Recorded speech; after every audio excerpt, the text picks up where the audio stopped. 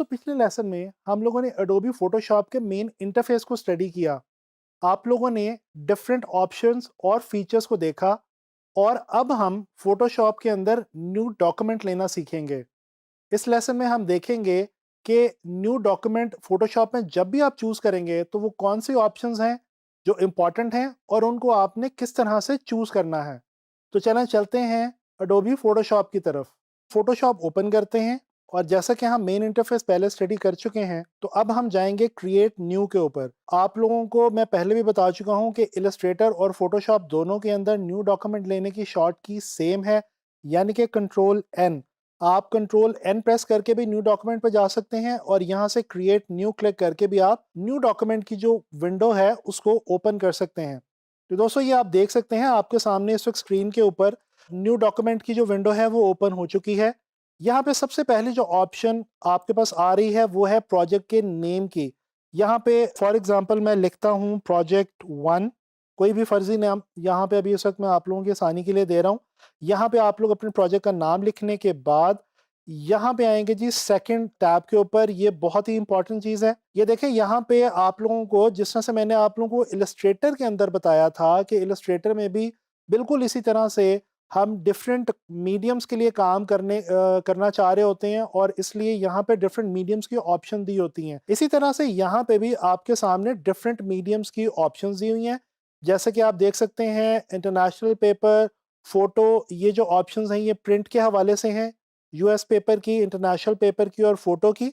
इसके बाद आपके पास एक ऑप्शन दी गई है वेब के हवाले से, फिर एक ऑप्शन है मोबाइल ऐप डिज़ाइन के हवाले से, इसके बाद फिल्म एंड वीडियो, फिर आइकॉनोग्राफी की ये एक नई ऑप्शन है जो कि पिछले वर्जन्स के अंदर जो है वो मौजूद नहीं थी, जो इस वर्जन के अंदर यहाँ पे हमारे पास अवेलेबल हुई है।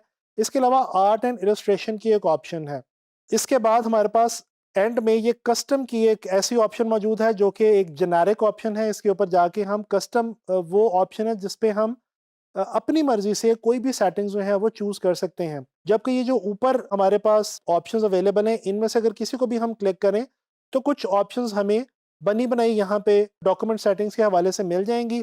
उनमें कोई रद्दोबदल हम करना चाहें तो वो हम कर सकते हैं। चलें स्टार्ट करते हैं ये प्रिंट वाली प्रोफाइल से। जैसा कि ये मैं इंटरनेशनल पेपर के ऊपर अगर फॉर एग्जांपल आऊं तो मैं देख सकता हूं यहाँ पे मेरे पास कौन कौन सी इंपॉर्टेंट चीजें हैं। सबसे पहले दोस्तों मेरे पास है साइज, डॉक्यूमेंट का साइज। इसके अंदर ये आप देख सकते हैं A4, A6, A5, A3 etcetera etcetera, different sizes यहाँ पे आपको अवेलेबल हैं, इंटरनेशनल पेपर साइजेस।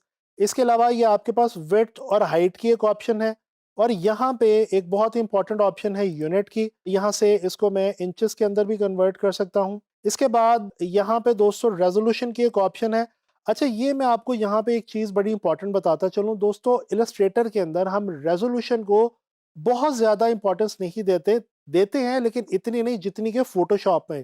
दोस्तों फोटोशॉप क्योंकि पिक्सल बेस्ड सॉफ्टवेयर है और फोटोग्राफ बेस्ड सॉफ्टवेयर है, इसलिए फोटोशॉप के अंदर काम करते हुए हम इमेज रेजोल्यूशन का बहुत ज़्यादा ख्याल रखते हैं, ख़ास तौर पे उस तरह की सिचुएशन में कि जब हमें प्रिंट मीडियम के लिए काम करना है और हम जो फाइल प्रिपेयर कर रहे हैं वो उसके बाद प्रिपरेशन के बाद वो आउटपुट जो है उसकी वो प्रिंटिंग में जानी है और उस डिज़ाइन ने प्रिंट होना है, तो हमें डेफिनेटली यहाँ पे रेजोल्यूशन का बहुत ख्याल रखना पड़ेगा।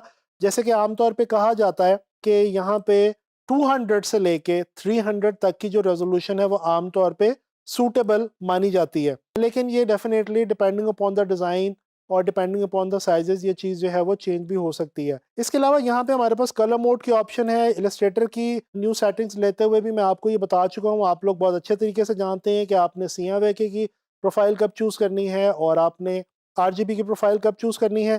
यहाँ पे आपके पास आपके पेज का जो बैकग्राउंड है उसके हवाले से कुछ ऑप्शंस हैं और ये आपकी तमाम वो इम्पॉर्टेंट ऑप्शंस हैं जो कि आपने चूज़ करनी है फोटोशॉप में कोई भी डॉक्यूमेंट को लेते हुए। दोस्तों ये थोड़ा सा मैं आपको वेब के हवाले से गाइड कर दूं। ये जैसे ही आप वेब पे क्लिक करेंगे तो यहाँ पे देखें आर्टबोर्ड साइज आ गया है। वेब के हवाले से ये डिफरेंट साइजेस, वेबसाइट्स के different sizes, medium, large, maximum, minimum वगैरह आपको यहाँ पे दिख रहे हैं। इसके अलावा यहाँ पे डिफरेंट विड्थ और हाइट भी आपको मिलेंगी। जैसे ही आप यहाँ पे कोई साइज चेंज करेंगे तो यहाँ पे उसकी विड्थ और हाइट आपको अपने आप चेंज होती हुई फील होगी। और आप जानते हैं कि वेब के लिए आप जो यूनिट चूज करते हैं वो पिक्सेल्स का होता है, रेजोल्यूशन यहाँ पे उसने अपने आप 72 चूज़ कर दिए जो कि फेवरेबल है वेबसाइट के लिए। और यहाँ पे बैकग्राउंड कलर जो है वो वाइट है। दोस्तों ये बैकग्राउंड कलर आप ब्लैक भी ले सकते हैं, ट्रांसपेरेंट भी रख सकते हैं, और यहाँ से आके आप खुद से भी कोई सा कलर जो है वो चूज़ कर सकते हैं। फिलहाल मैं इसको वाइट ही छोड़ रहा हूँ। इसके बाद दोस्तों अगर हम यहाँ से ये मोबाइल एंड ऐप डिज़ाइन के ऊपर आएँ, तो ये आप देखें कि डिफरेंट मोबाइल फ़ोन्स और डिफरेंट जो हमारी गैजेट्स हैं उनके हवाले से यहाँ पे डिफरेंट साइजेस अवेलेबल हैं।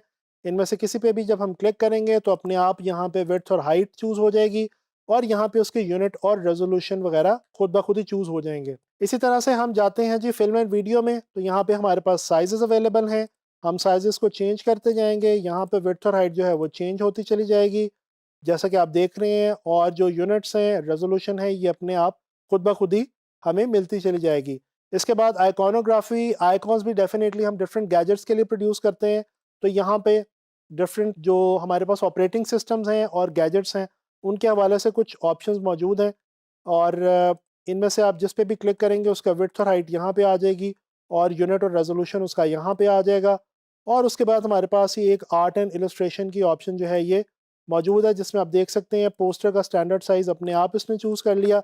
जैसे ही मैंने इस पे क्लिक किया, रेज़ोल्यूशन ले ली, और इसके साथ-साथ यहाँ पे इसने खुद ब खुद ही यूनिट भी जो है वो फ़ेवरेबल यूनिट जो सूटेबल है वो चूज़ कर लिया है। दोस्तों कस्टम मैं आपको पहले ही बता चुका हूँ कि ये एक ऐसी ऑप्शन है जिसमें आप जाके खुद से कोई भी ऑप्शंस खुद ब खुद ही चेंज कर सकते हैं। जैसे यहाँ पे मैं विड्थ और हाइट 8/10 ले सकता हूँ, यूनिट में यहाँ से कोई भी चेंज कर सकता हूँ, रेज़ोल्यूशन में कोई भी रख सकता हूँ, मैं इस वक़्त 300 रख रहा हूँ।